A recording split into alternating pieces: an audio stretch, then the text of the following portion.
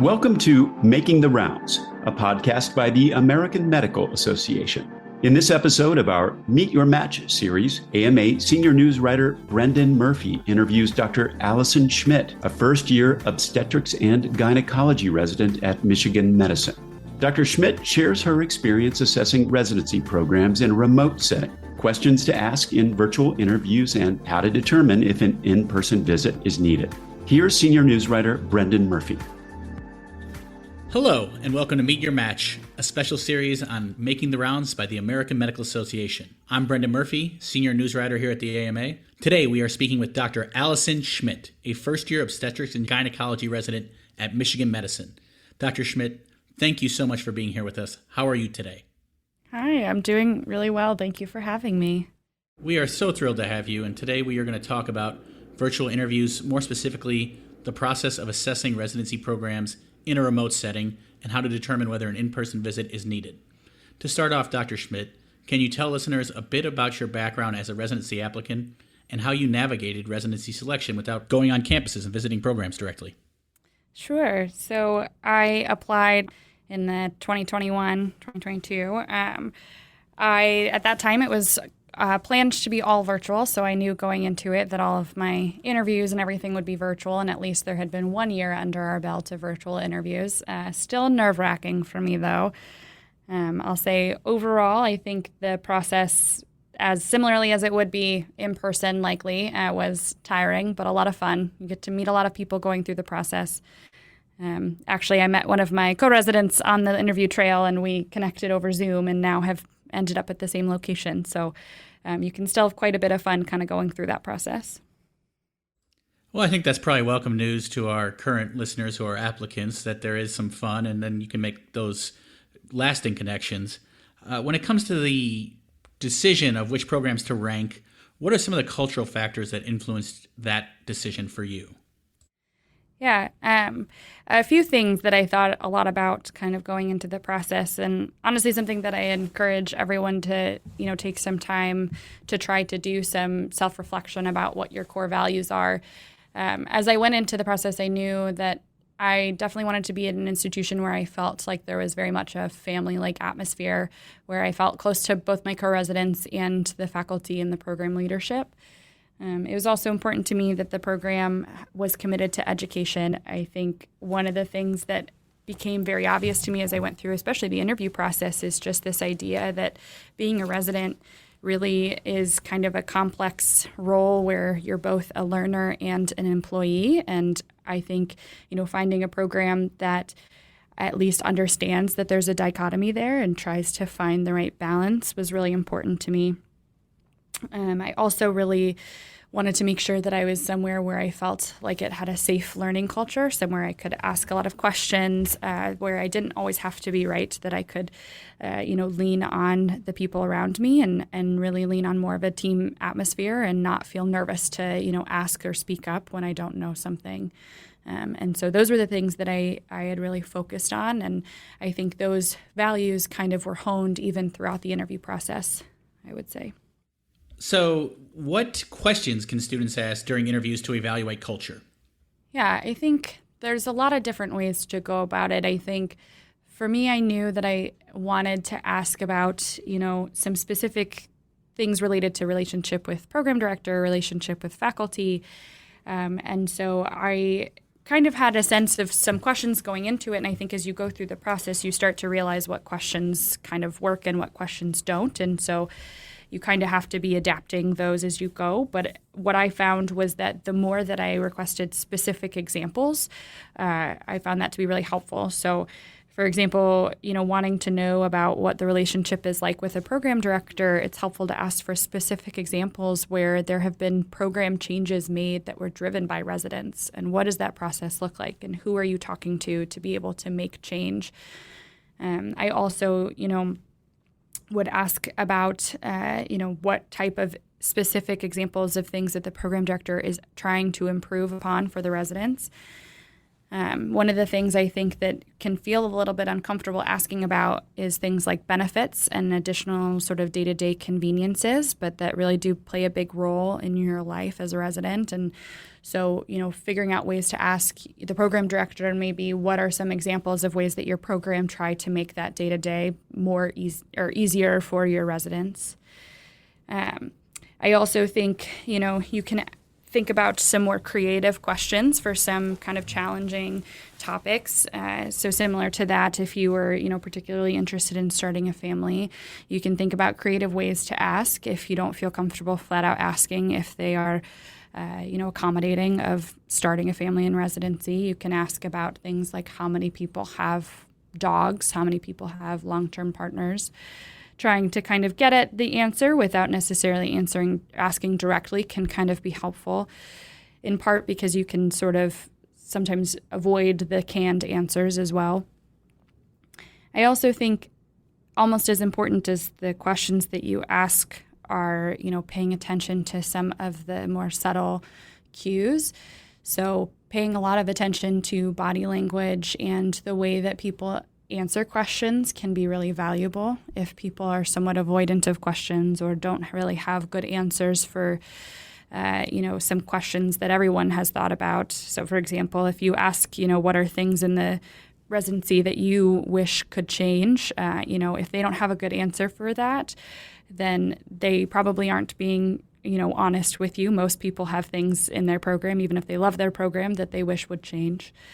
And so I think paying a lot of attention to that, paying a lot of attention to the way that residents interact with one another and the way that they interact with faculty, even over the Zoom setting, can be helpful, particularly in the social events that often these interviews have.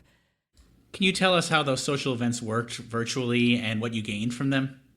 Yeah, I think there was a mix. 1 year into the process, I think they had gotten a little bit better, but I think we are still working through some of the kinks. I would say the majority of those virtual social events were the night before my interviews. They were on Zoom and sometimes with breakout rooms, sometimes with larger groups.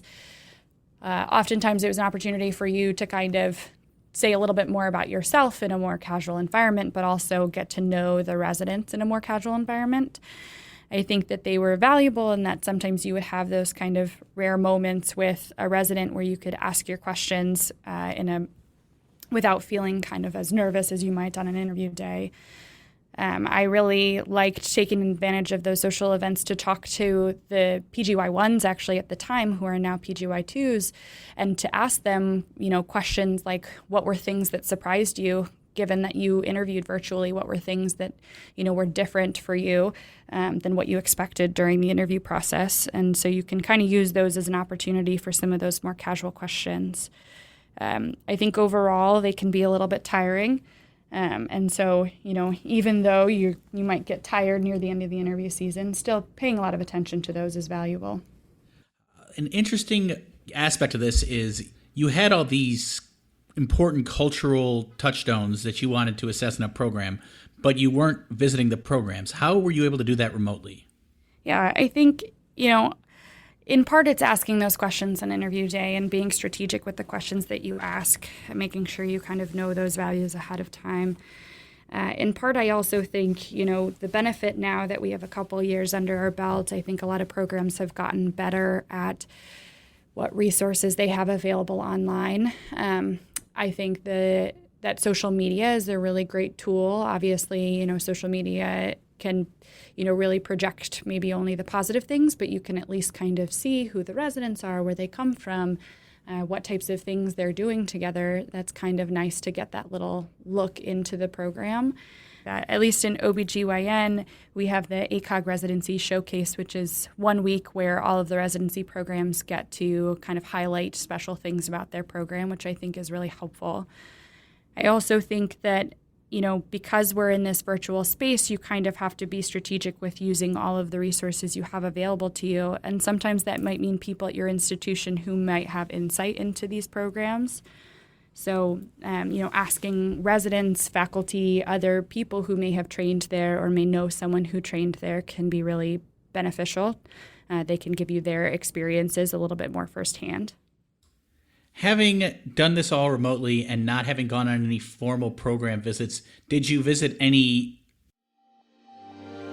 Curated from more than 3,000 major newspapers, magazines, and journals, the AMA Morning Rounds newsletter delivers the top stories in healthcare right to your inbox, Monday through Friday. Subscribe today and check out all the AMA's free newsletters at ama-assn.org/myinbox. That's ama-assn.org/myinbox. Any programs informally? What was the value of that, if so? Yeah, I never actually really visited any programs to the effect of going to the hospital or meeting any residents in person. I did, however, go to visit some cities that I was considering very heavily, particularly because at the time I was considering a regional change, and I wanted to make sure that the cities that I was thinking about were places where myself and my partner would be comfortable and happy living in for the next 4 years. And so I did do that, only with a handful of cities, just to kind of get that sense, which I do think was helpful if you have the capacity to do so. I do think, I was fortunate to have some time and obviously the resources to be able to visit these cities. So I don't think it's necessarily a mandatory thing, but that can be nice. I think, when reflecting on it, I'm not sure even if I had gone into the hospitals or, seen a little bit more of the campus, I'm not sure at the end of the day that would have made much bigger of a difference than just seeing the city itself. And you ended up in Ann Arbor at Michigan Medicine. Did you visit there, or do you have a knowledge of the town and the surrounding area? Yeah, I have a little bit of the benefit of I'm actually from Michigan, although I've spent the last decade plus outside of Michigan, so I was familiar with the area. But I did visit Ann Arbor when I was kind of considering. So I did come to the city, and that was really nice for me just to kind of be able to put myself in those shoes and envision myself living in this place. So we've spoken offline, Dr. Schmidt, about the wisdom you've gained in your few months of residency. We kind of joked about it, but now that you are a few months into residency, what are the key points you may have overemphasized in your residency search, and are there any that you underemphasized? Yeah, I think on the whole, the things that I really strongly valued going through the process, I think really end up to be true to what I value about my current program. I do think that there were probably some things over and underemphasized. I think underemphasized as I went through these last few months, I've realized how important it is to kind of think about the way that your program advocates for you as a resident. Even, if you're very happy with your program, there are always things that, you want to see changed. There's always things in healthcare, in medicine in general, that pop up, challenges that you face as a resident. And so, making sure that you have a residency program leadership, whether that's your program director or even up to the chair of the department, advocating for you, especially in the field that I'm in. Advocacy for our residents and our training has been very important in the last several months. Things that I probably also underemphasized as I went through were, it sounds silly, but things like benefits and kind of those day-to-day conveniences. I think that can feel a little bit uncomfortable to ask about, but, things like having your meals covered or parking honestly make more of a difference to your day-to-day life than you would expect as you work, 80 hours a week at the hospital. Things overemphasized as I'm in a surgical field, a lot of the things that, we think about in terms of numbers that or questions that you'll ask is in regard to maybe surgical case numbers. I think, as you go through everywhere, we'll publish those on their websites. Those are all ACGME requirements. And so every program will at least have those. And so I think sometimes those questions, I kind of felt like I overemphasized maybe some of those experience questions that either are pretty standard across programs or that you can pretty easily find on a program website. This has been really informative. Before we move on, is there anything else on this topic that maybe you'd like to add that could be helpful to current applicants? Yeah, I think one of the things I've been reflecting on throughout this process, my memory very much works by a lot of kind of sensory cues. And I think I was reflecting on the fact that as you go through this process virtually, you're really sitting in the same room with the same view. And so you don't really have those kind of memory cues of, oh, I was in this city waiting in traffic. I remember sitting in this room talking to this person. I, remember the flight to get there. And so I think for me, it was hard to kind of keep track of interview to interview because they were, one will blend into the other by the end of the season. And so my biggest recommendation, honestly, is to keep very, very good notes and keep track of these interviews as you go through them, particularly how you felt. How did you feel in each interview? How did you feel interacting with each faculty member? Did you feel like you connected with the residents? Those notes will really help as you come to the end of the cycle and try to actually start comparing those programs, especially because as you go through those early interviews, you might have, been blown away by an aspect of a program that as you go through the process, you realize is actually a pretty standard feature. And so you just don't know that until you kind of reach the end of the cycle. That's really interesting that there's both sort of a logic aspect to it and an emotion aspect to it. And sometimes it is about how you feel during these interviews and interactions. Dr. Schmidt, I know our listeners have been so grateful to hear about your experiences, and you've given us such unique insight. Thank you so much for joining us today. Absolutely. Thank you so much for having me. I think this can be a stressful time, but I think it's always nice to hear from people who've gone through it. Yes, there is a light at the end of the tunnel, right? Absolutely. Well, before the end of the tunnel, we have so many more episodes of Meet Your Match on Making the Rounds, a podcast by the American Medical Association. I'm senior news writer Brendan Murphy. Thanks for listening. You can subscribe to Making the Rounds and other great AMA podcasts anywhere you listen to yours, or visit ama-assn.org/podcasts. Thank you for listening.